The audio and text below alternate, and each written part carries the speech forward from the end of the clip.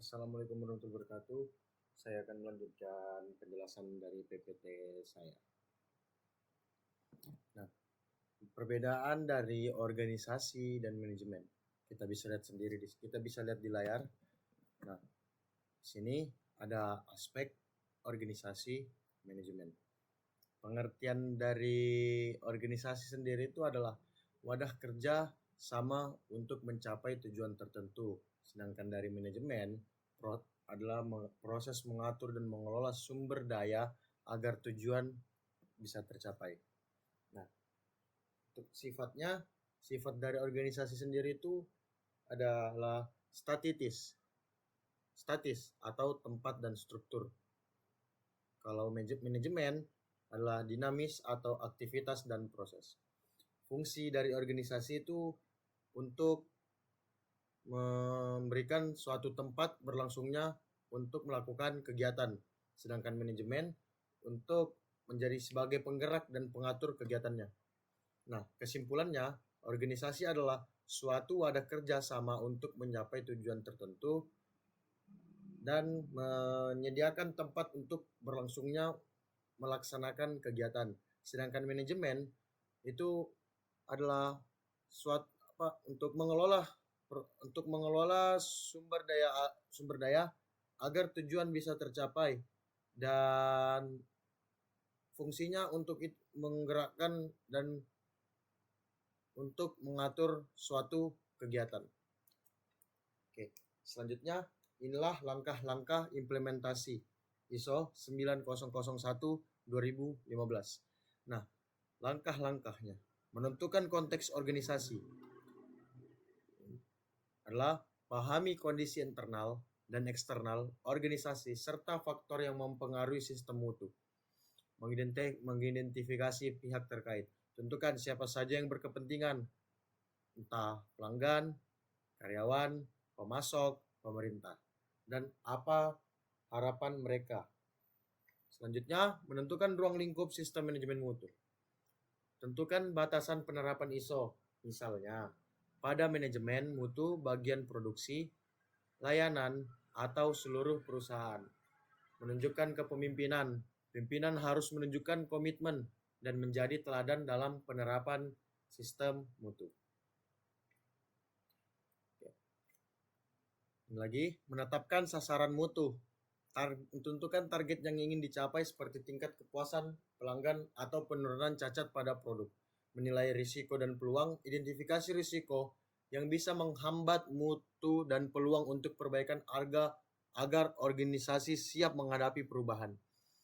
Yang ketiga, mengendalikan informasi terdokumentasi, yaitu penjelasannya itu pastikan semua dokumen atau prosedur catatan laporan tersimpan, teratur, dan mudah diakses. Yang terakhir, mengendalikan operasional. Penjelasannya, jalankan kegiatan sesuai prosedur standar agar produk atau jasa selalu konsisten sesuai mutu yang sudah ditetapkan. Selanjutnya,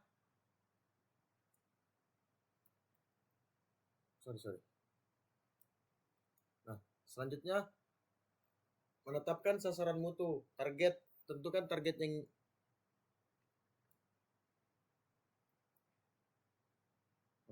mengelola desain dan pengembangan seperti merancang produk sendiri.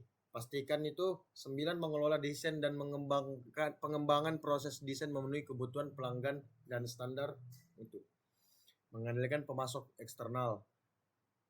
Selalu pantau dan nilai kinerja pemasok agar bahan baku atau jasa yang diterima tetap berkualitas. Memberikan pelatihan dan awareness atau kesadaran mutu. Latih semua karyawan agar paham akan tanggung jawab dalam sistem mutu. Evaluasi kinerja dan analisis data seperti mengukur hasil kerja dan lakukan audit internal untuk menilai efektivitas sistem. Selanjutnya, melakukan peningkatan berkelanjutan atau continuous improvement. Lakukan perbaikan dari hasil evaluasi agar mutu produk, proses, dan sistem terus meningkat. Nah, di sini Selanjutnya, quality assurance dan quality control. Sini saya akan menjelaskan perbedaan dari quality control dan quality assurance. Quality control adalah kegiatan operasional untuk memeriksa dan menguji dan memastikan bahwa produk telah sesuai dengan standar. Fokusnya pada hasil produk. Nah, tugas quality control itu apa aja sih? Seperti incoming inspection atau pemeriksaan bahan masuk. Kedua, in-process inspection atau pemeriksaan dalam proses. Final inspection atau pemeriksaan akhir. Selanjutnya yang keempat, menentukan barang oke, reward atau reject. Melaporkan ketidaksesuaian, memberikan label inspeksi, bekerja melalui kegiatan inspeksi, sampling, pemisahan produk cacat. Oke, selanjutnya quality assurance. Nah, apa sih itu quality assurance? Nah, penjelasan dari quality assurance itu adalah kegiatan manajerial dan sistematis untuk memastikan mutu terjamin sebelum dan selama proses berlangsung. Fokusnya pada proses sistem dan pencegahan cacat. Quality assurance memiliki tugas. Salah satu diantaranya yaitu quality plan atau perencanaan mutu, penentuan persyaratan pelanggan, internal audit, tinjauan manajemen, handling komplain, perbaikan dan pencegahan, korektif dan preventive action, pengembangan SOP, serta survei kepuasan pelanggan. Nah, kesimpulan utamanya, quality control itu untuk pemeriksaan produk. Quality assurance, penjaminan sistem dan proses. Quality control adalah bagian dari quality assurance karena quality assurance mencakup aspek manajemen mutu yang lebih luas. Selanjutnya, evolusi sistem mutu. Perkembangan sistem mutu dari masa sebelum revolusi industri hingga era modern. Awalnya menjadi industri hanya quality control. Setelah PD2 menjadi quality system. ISO 9001 generasi 1 sampai 5. Selanjutnya di era TQM PDCA risk-based thinking. Perkembangan ini menunjukkan bahwa sistem mutu semakin mengarah pada pencegahan, bukan hanya inspeksi atau pengecekan. Selanjutnya, quality planning. Quality planning adalah dokumen rencana mutu yang menjelaskan tentang bagaimana material yang diperiksa, bagaimana proses yang dikontrol, titik kritis inspeksi, SDM yang memeriksa, alat ukur yang digunakan. Nah, contohnya, industri mobil menggunakan APQP hingga ratusan item part. Pabrik semen hanya memerlukan dokumen 3-10 halaman. Catatan pentingnya, quality planning adalah dokumen hanya untuk dibaca, bukan untuk diisi. Oke, selanjutnya quality control. Secara detailnya ya. Quality control harus memberikan bebas tekanan internal atau eksternal, melatih memahami jenis cacat, memiliki alat ukur memadai, memiliki wewenang koreksi, bekerja berdasarkan standar kerja. Quality control tidak boleh berada di bawah produksi agar tidak terpengaruh dengan target output. Teknik quality control atau menjadikan inspeksi adalah proses pemisahan produk cacat dari produk baik. Jika barang terlalu banyak dengan quality control sedikit, digunakan random sampling berdasarkan standar SPC. Ini statistical process control, suatu metode statistik untuk mengontrol proses yang digunakan pada incoming inspection, in process, dan final inspection. Nah, standar SPC yang umum itu MIL, STD 414, ANSI, garis miring AS Ki Z19 ASTM E276210 ISO 39511. Nah, tujuan SPC itu ada beberapa. Nah, ini adalah tujuannya, yaitu menentukan kualitas slot dengan sampling, menghindari inspeksi 100%, menghemat biaya, menghindari kerusakan pada pengujian destruktif, mengetahui kemampuan proses quality management system plus QA, mencakup sasaran mutu. Nah,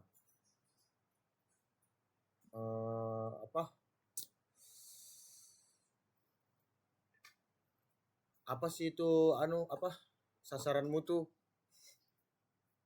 Sasaran mutu adalah tujuan yang terukur ditetapkan oleh organisasi untuk memastikan bahwa kualitas produk, layanan, atau proses dapat dicapai sesuai standar yang telah ditentukan. Selanjutnya SOP. Nah, SOP itu adalah Standard Operating Procedure. Dokumen ini berisi prosedur kerja standar yang menjelaskan langkah-langkah yang harus dilakukan seseorang untuk menyelesaikan suatu pekerjaan dengan benar, aman, konsisten, dan sesuai kualitas yang sudah ditetapkan. Selanjutnya internal audit.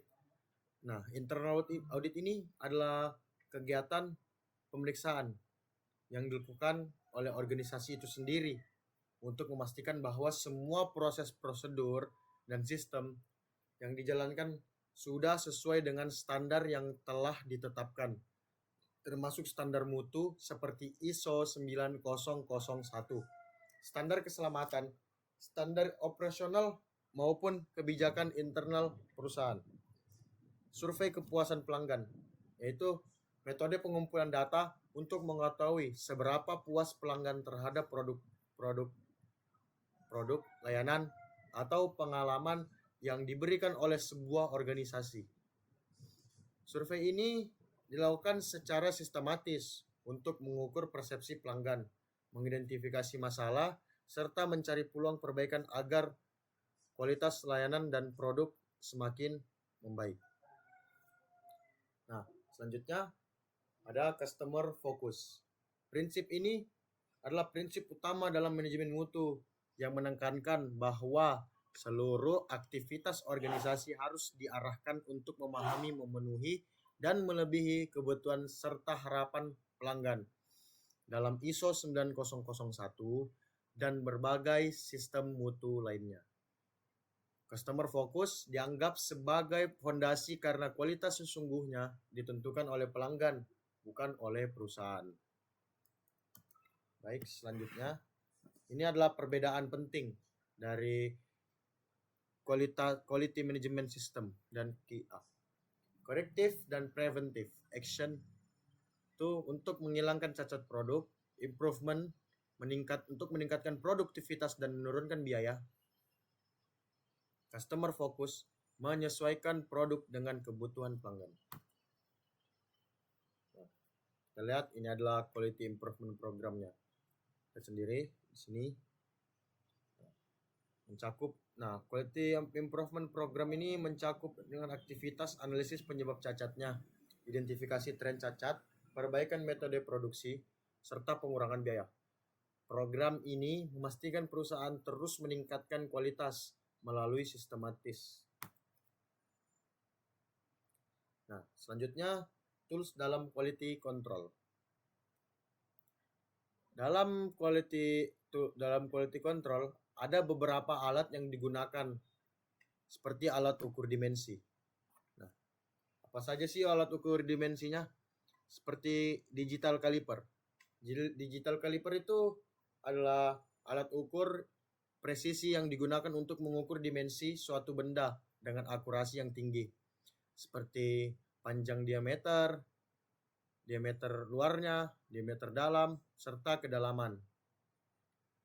Alat ini bekerja menggunakan sensor elektronik untuk membaca posisi rahang ukur, kemudian menampilkan pengukuran secara digital pada layar LCD. Selanjutnya, Vernier Caliper.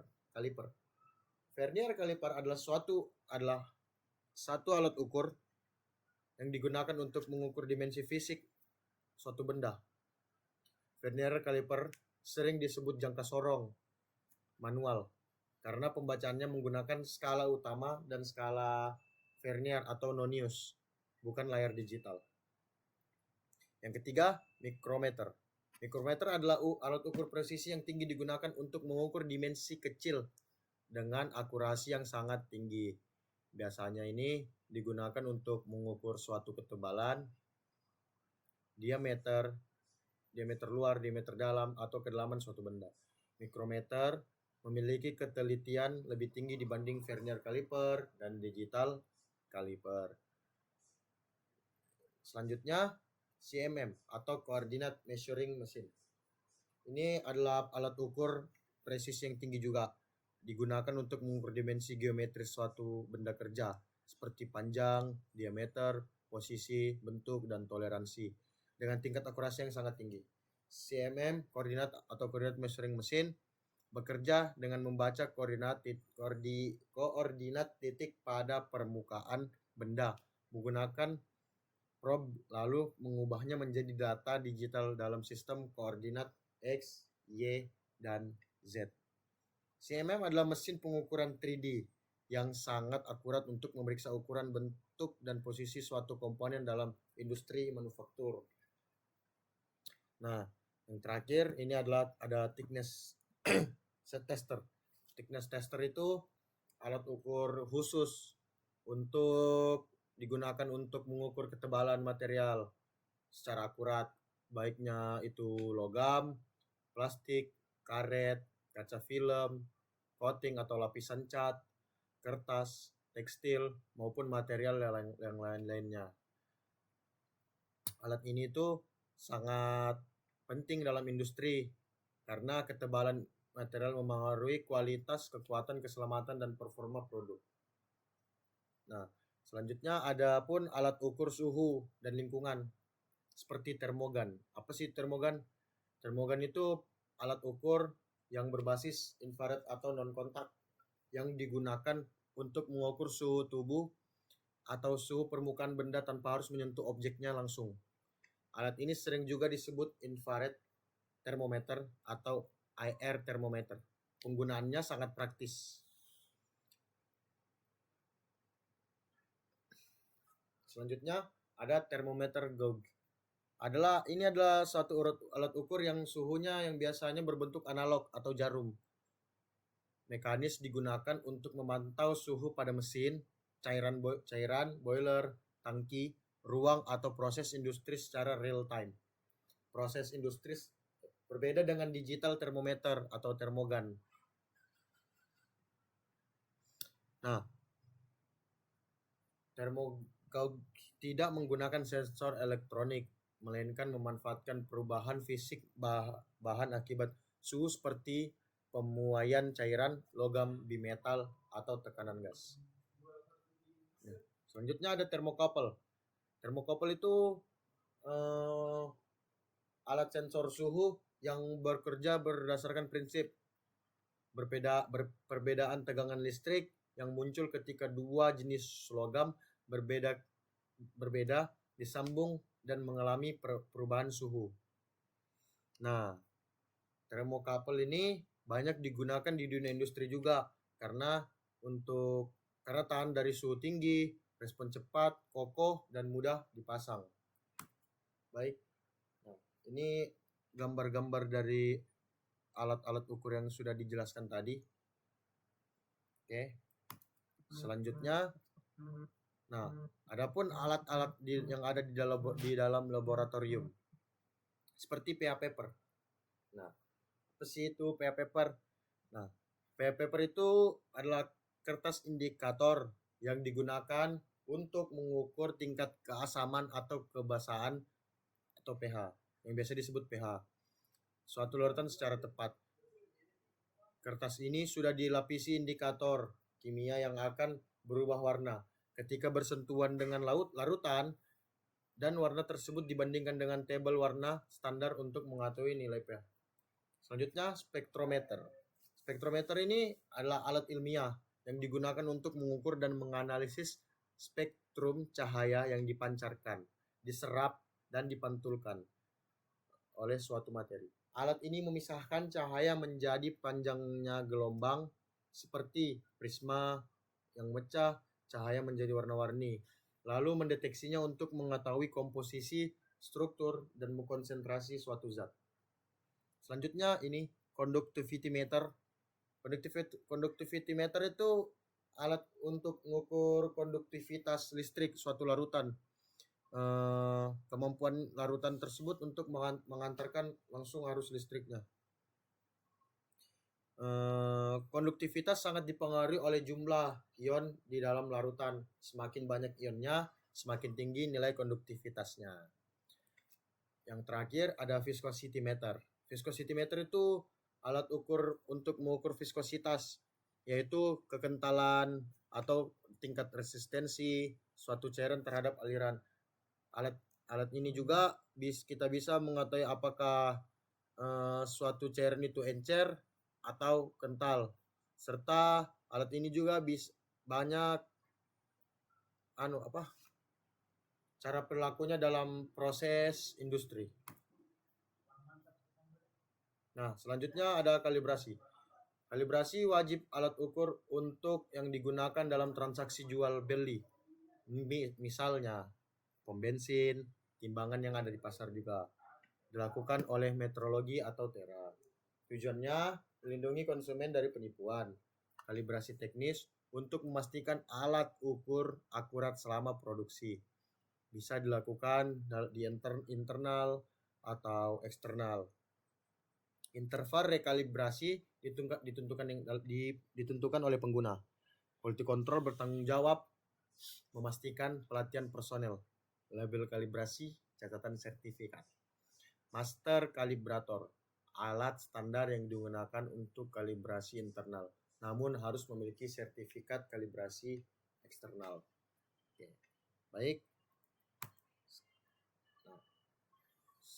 Sekian presentasi dari saya. Jika ada salah kata, mohon dimaafkan. Saya tutup. Wassalamualaikum warahmatullahi wabarakatuh serta terima kasih.